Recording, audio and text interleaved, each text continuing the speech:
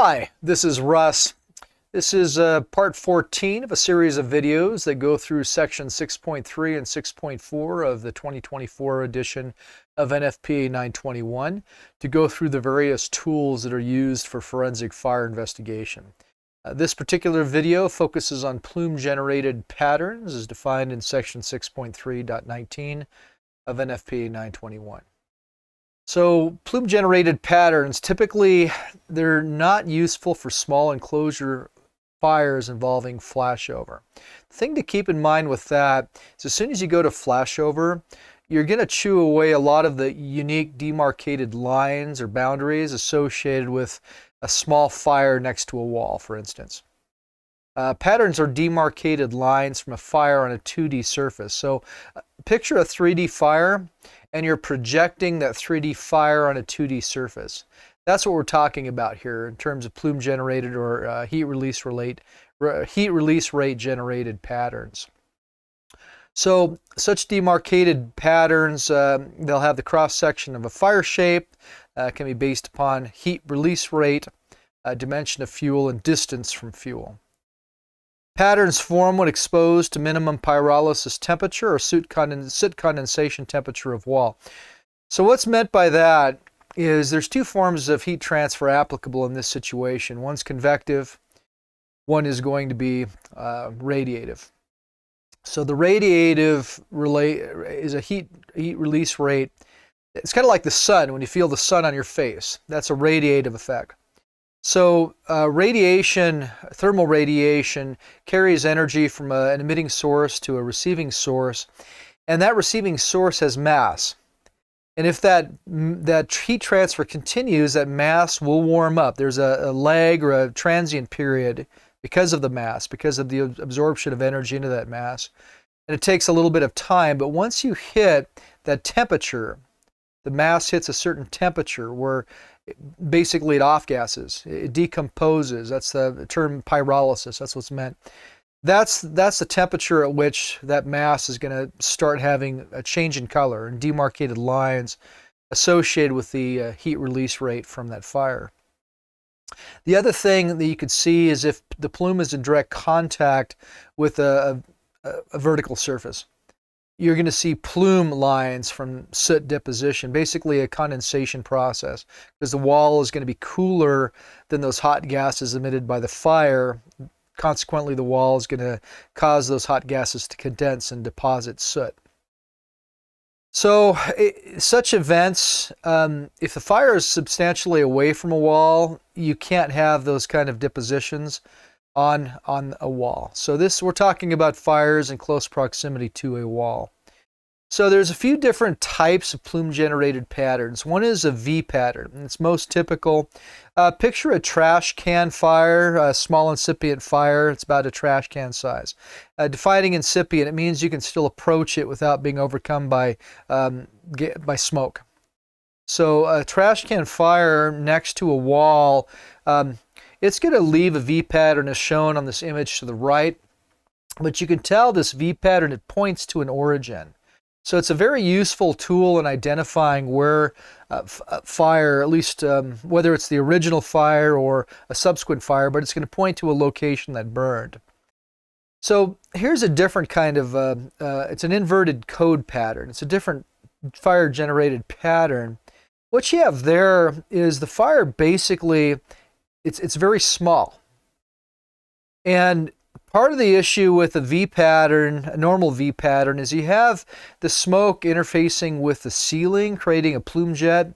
Basically, it causes the velocity to go down and the width of the fire at the top to spread out. So that's the mechanism for, at least a partial mechanism for that V pattern. V pattern fires follow a standard 22-degree profile. It's defined through observations as the width of the plume is half of the height in general. Now there's some variability, but that's pretty much across the board. What you'll see, unless there's other obstructions, buoyancy effects, you're going to see that basically that 50% width versus height. 50% of the height is the width. And that gives you about a 22-degree pattern. So a 22-degree pattern. So normally that's the kind of pattern you'll see in fires, large fires. But if you have a small fire, like this image in the right, what you have is the fire, the width is defined here by this width of the base. That's the width of the fuel involved in this fire. But it's just not a very hot fire. So it quickly peters out. It doesn't create a plume jet that goes up to the ceiling, creating a ceiling jet. It's fairly short-lived, very low heat release rate. Here's another interesting fire. It's an hourglass shape. So what you have here, and if you analyze this, it's kind of interesting for a few different reasons.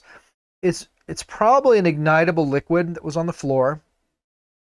And what you have, the very nature of hot gases, they entrain air. So Bernoulli's equation, when you have a fluid, so air is a fluid, when you have a fluid at a given velocity, it's going to actually entrain air. And it gets bigger and bigger and bigger because of that. But the other factor is, especially with a fire up close to a wall, because the wall keeps air from entraining on the wall side, it's going to actually have a hotter plume. That's going to result in faster and a more accelerating plume up. And that, you could tell when a fire is right against a wall, like this image. If you have what's called an axisymmetric fire, like in the middle of the room, you're going to have air coming in from all sides. And that's where you get that nice 22-degree representation. But when it's up against a wall or against a corner, it doesn't allow that air entrainment. You have hotter gases, consequently faster buoyancy effect, faster velocity of your gas plume. So in this case, what you see happening is you see this necking down, a very wide fire, most likely a pool fire, just looking at this. Wide fire, hot, that air entrainment pulls it in, it hits the ceiling, spreads it out because the ceiling is going to basically create this obstacle that causes a ceiling jet to occur. So that's the effect. That's how this fire pattern occurs. So it typically indicates the fire is very close or in contact with the wall.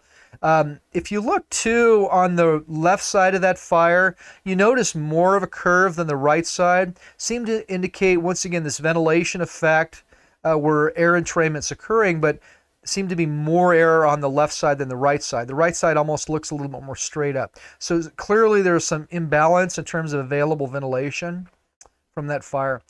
The other issue is a U-shaped pattern. This particular fire, most likely from a couch, wide base, hot fire. But basically, you're going to see the V, the U, the hourglass. These are your standard profiles that you're going to see. So U-shaped, a lot of times it can be a pool fire. Like I said, in this case, I think it's probably more like a couch. It may indicate fire was located farther from a wall. So when you have a V-shaped, it's a very clear demarcated line, both from HRR, heat release rate, and from soot. When you're farther away, the heat flux has softer curves, resulting in more of a U pattern. So you can look for that as well. Two exact fuel packages at different lengths away. One might give a V pattern, one might give a U pattern. So something to consider. So let's go through the pattern stages. So your initial fire, small incipient fire, it's going to be an inverted cone. And it will be left there when it's suppressed. So if you're able to catch a fire earlier and there's a small fuel package associated with that fire, you're going to have basically an inverted cone. It will, if there's enough fuel and you don't suppress it, it will transition to either a V or a U or an hourglass as the HRR increases.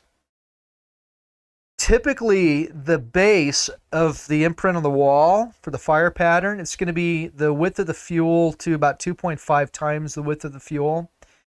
And unfortunately, once you hit flashover conditions, because of the intense heat, the flashover is when the whole room erupts in fire because of that reflection from the various walls, because energy is reflected back in.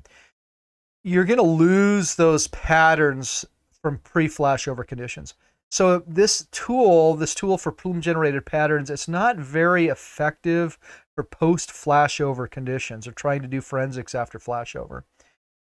So I appreciate your time. If you have any questions or concerns about what was stated, please include those in the comments and I will respond to them. Thank you.